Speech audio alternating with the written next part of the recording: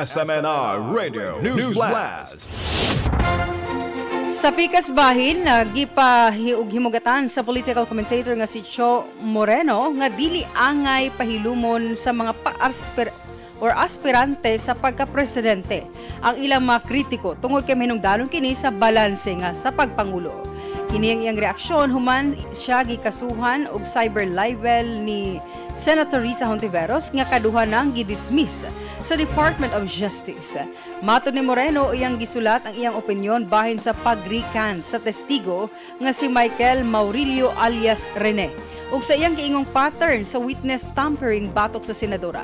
Giangko ni Moreno nga usa sa iyang dakong leksyon mao ang dili tanang nagtinguha sa pagka-presidente ang angayan sa maong posisyon.